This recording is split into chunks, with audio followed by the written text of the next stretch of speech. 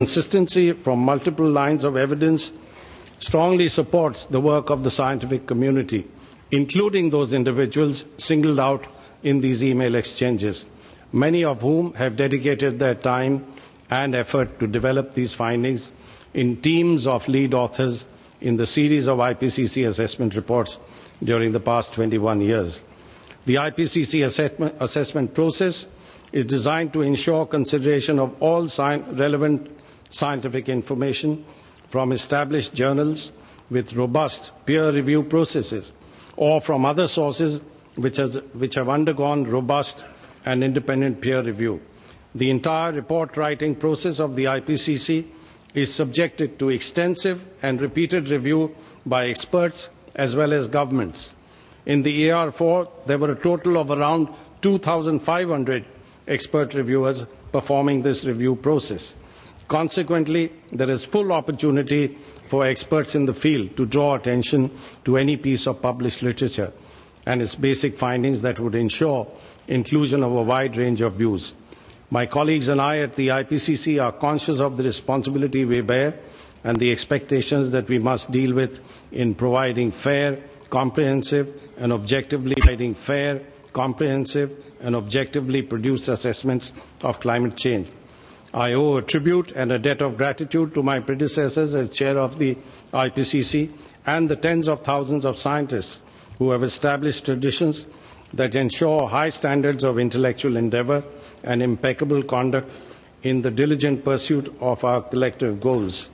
In this tribute, I find no basis for any exceptions.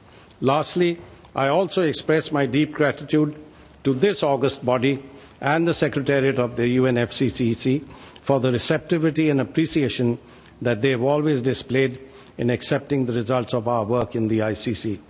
Distinguished ladies and gentlemen, we give you our assurance of continuing with unflinching devotion to our duty and upholding the sacred trust that you have bestowed on us. Thank you very much.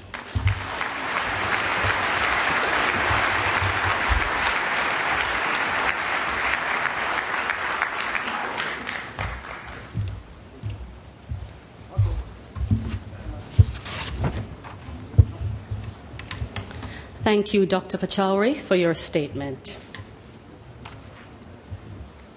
Distinguished delegates, ladies and gentlemen, please join me in welcoming to the podium the Executive Secretary of the Climate Change Secretariat, Mr. Ivo de Boer, to address our meeting.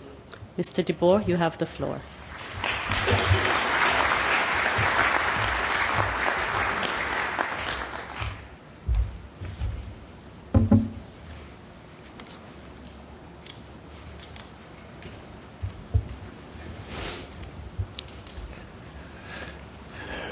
My mum was holding my younger brother, and my older sister was holding my younger sister. The wind and the rain became stronger, and the tide level covered the bank. We dipped our legs in the mud so we wouldn't drift away in the tide. When the water level was up to my dad's chest, we decided to climb trees. Suddenly, the tree fell because of the strong winds, and then I was separated from my mum and dad. I clung to a tree trunk and floated along with it. The rain was really heavy, and it was painful when it hit my back. I drifted the whole night, and I was terrified. I couldn't find my mum, my dad, and younger sister. These are the words of Nile, a 6-year-old boy speaking after a devastating cyclone. A few weeks later, Nile was reunited with his sisters and grandmother through Save the Children's family tracing program. But sadly, there was never any news from his parents or his younger brother. In Nile's words, I miss them, and I always wonder whether they are still alive. Excellencies, ministers, ladies and gentlemen, it is repetitions of this that the world is here to prevent. welcome to Copenhagen. The clock has ticked down to zero. After 2 years of negotiation, the time has come to deliver. At this time of the year, many people are busy preparing their Christmas cakes. To my mind, the ideal Christmas cake that needs to come out of Copenhagen has 3 layers. The bottom layer consists of an agreement on prompt implementation of action on mitigation, adaptation, finance, technology, RED, and capacity building. The second layer consists of ambition emission reduction commitments and actions. It also includes commitments to start-up finance in the order of $10 billion per year, as well as long-term finance. And the third layer, or the icing on the cake, consists of a shared vision on long-term cooperative action on climate change and a long-term goal. And I hope that Prime Minister Rasmussen will light the candles on this cake next Friday. Over recent weeks and months, I have heard a multitude of strong political statements calling for a successful and ambitious agreement in Copenhagen. And I have heard strong political statements calling for an agreement that offers serious emission limitation goals and that captures the provisions of significant financial and technological support to developing countries. There is a Caribbean saying that goes, one duty build dam, which means build a sturdy wall one brick at a time. Solid success also needs to be built brick by brick and from the bottom up.